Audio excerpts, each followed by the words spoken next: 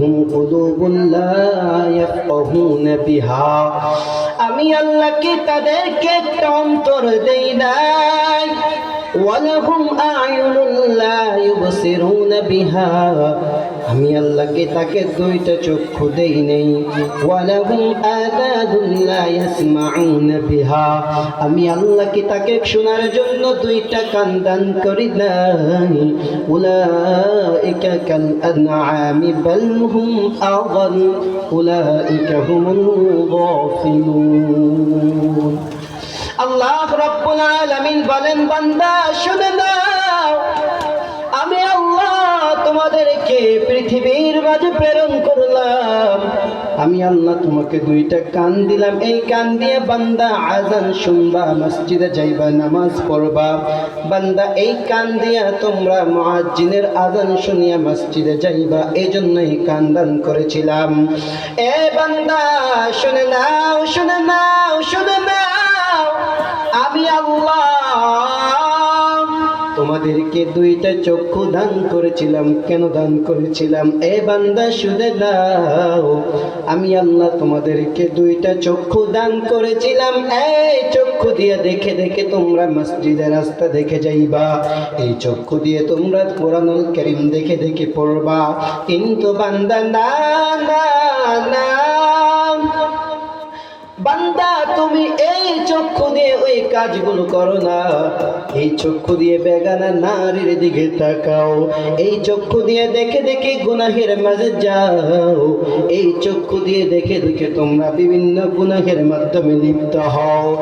আমি আল্লাহ তোমাদেরকে দুইটা চক্ষু দিলাম, এই চক্ষু দিয়ে দেখে দেখে এই মসজিদে যাইবা। কিন্তু বান্দা না না, তুমি তা করো নাই। আমি আল্লাহ তোমাদেরকে একটি অন্তর দিলাম, এই অন্তর দিয়ে দেখে দেখে বান্দা এই অন্তর দিয়ে ভালো খারাপ বুঝতে পারবা।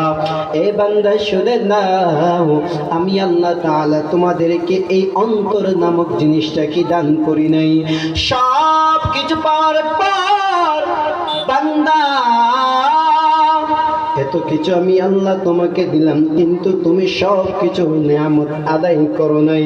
এর বান্দা শুনে নাও, শুনে নাও, এত কিছু পাওয়ার পরে আমি আল্লাহ বললাম, উলাইকা কাল আনআমি বাল হুম আযাল, উলাইকা হুমুল গাফিলুন, ওরা চতুষ্পদ জন্তুর মতো বড়, বাল হুম আযাল, তার চাইতে খারাপ। নাউযুবিল্লাহ।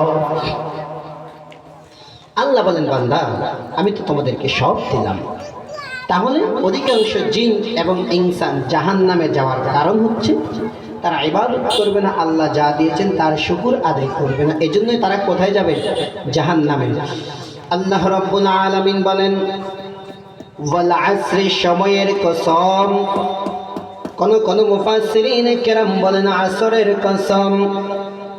ইন্নাল ইনসানা লাফি খুসর, নিশ্চয় সমস্ত মানুষ ক্ষতিগ্রস্তের মাধ্যমে রয়েছে।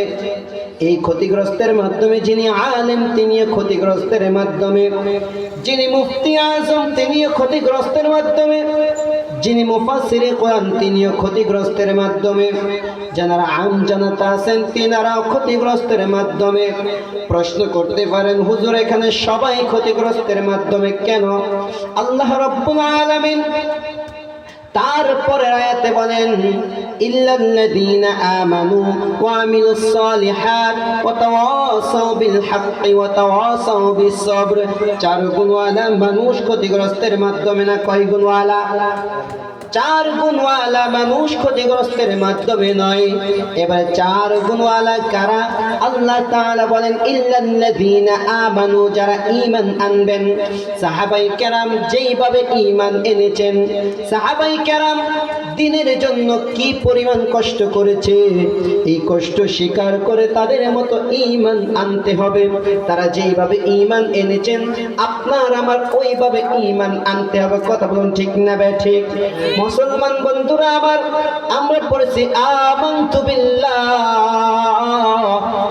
এক নাম্বার ঈমান আনতে হবে আল্লাহ তাআলার উপরে, ওয়া মালাইকাতিহি, তাহার সব ফেরেশতার উপরে, ওয়া কুতুবিহি, তাহার যত সমস্ত কিতাব আছে সব কিতাবের উপর ঈমান আনতে হবে, ওয়া রাসূলিহি, তাহার সমস্ত রাসূলের উপর ঈমান আনতে হবে। কথা বলুন ঠিক কিনা? ওয়াল ইয়াউমিল আখির, পরকালের প্রতি ঈমান আনতে হবে। ওয়াল কদরি খাইরি ওয়া শাররিহি মিনাল্লাহি তাআলা, ভালো মন্দ তাকদীরের উপর, ওয়াল বাতি বাদাল মাউত, মৃত্যুর পর পুনরায় জীবিত হওয়ার উপর।